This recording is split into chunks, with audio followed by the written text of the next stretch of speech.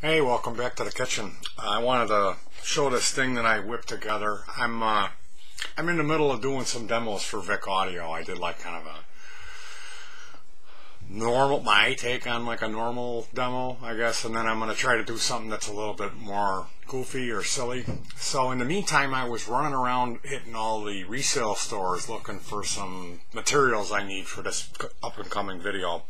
And what I ran into, and I've tried to do this a few times and I've never been able to pull it off, but I found this dust buster, and it's a lithium ion 14.4 volt unit, and it was charged up. It was running good, and it didn't have the charger. So for $5 I picked it up. Now, you know, with pedals you can go with a power supply or batteries. Batteries is always quieter. And we play remote, we play at the woods, so I need battery stuff. I realize this might not be the most practical thing.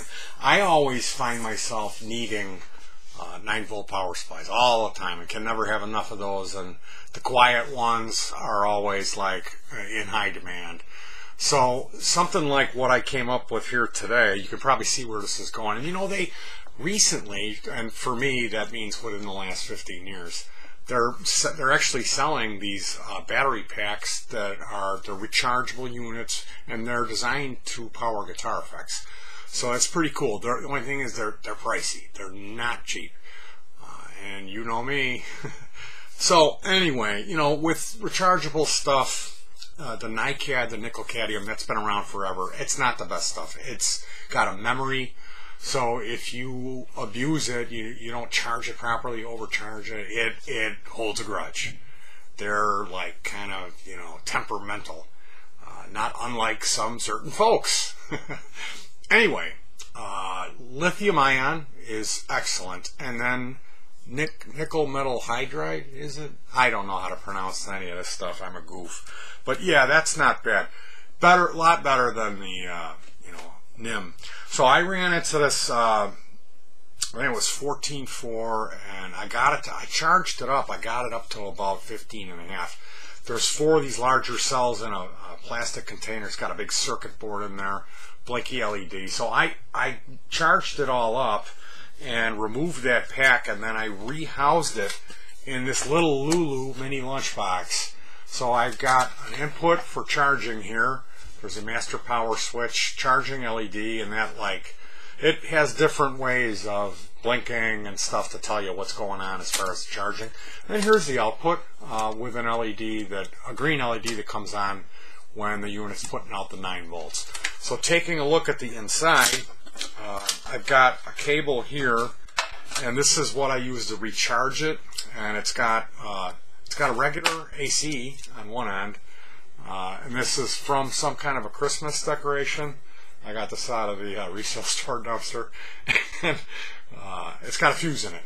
That resale store is called Second Chance. I call the dumpster Third Chance. Boom.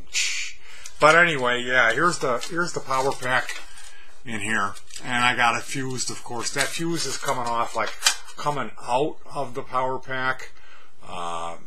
Then it hits a 9-volt voltage regulator to reduce it from 14.5 to 9 volts coming out. So in between there, that's where I fused it. And then of course, yeah, there's that fuse on the charger cable too. So yeah, that's about it. I mean, for the V-Reg, the voltage regulator it's bolted down to the chassis, and that'll provide a little cooling.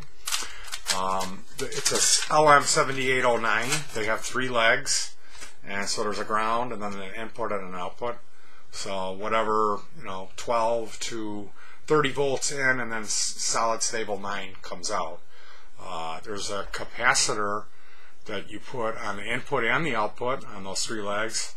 So I think it's a smaller one goes on the output, and larger, like an electrolytic, like a 100 UF, and then like a 0.1 for filtering. So it's pretty basic stuff. You know, like I said, we play at the woods. Normally I use these sealed lead acid batteries. Kind of overkill for some of the band members.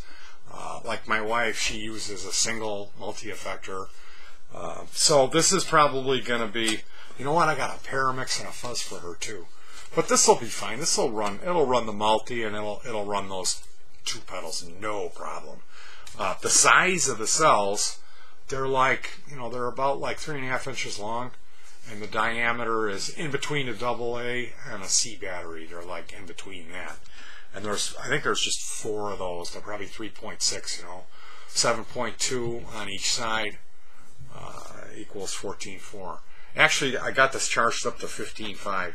So we'll have to see, depending on this circuit that's in here, if I don't abuse it. Like, a nice addition would be to build in a digital meter to give me a reading on the voltage, or a couple of binding posts, like speaker terminals, clip terminals, to plug a meter in and get a reading.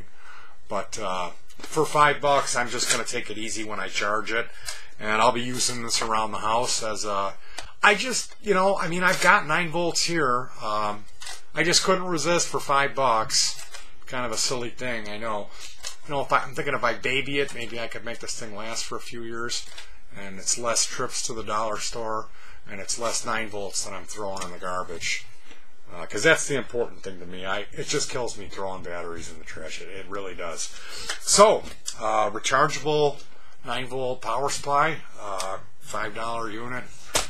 Who knows how it would stack up against these commercial products. I'd be curious if anybody has any more information about those, exactly how many of these batteries are in there, what I was able to throw together for $5.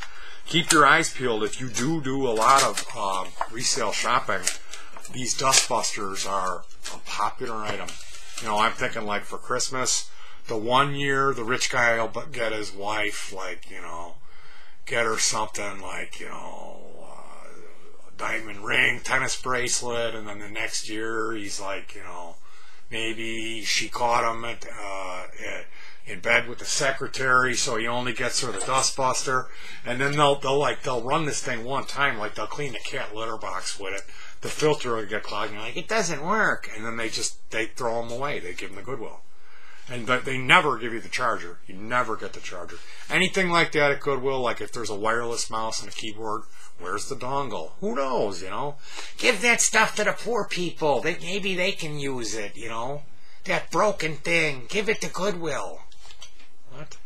Anyway, praise the Lord for Salvation Army and Goodwill, although Salvation Army is... when it comes to the pricing, it's like, geez, I don't know what kind of wiki sticks you guys are smoking over there, but peace, and keep on hacking, folks.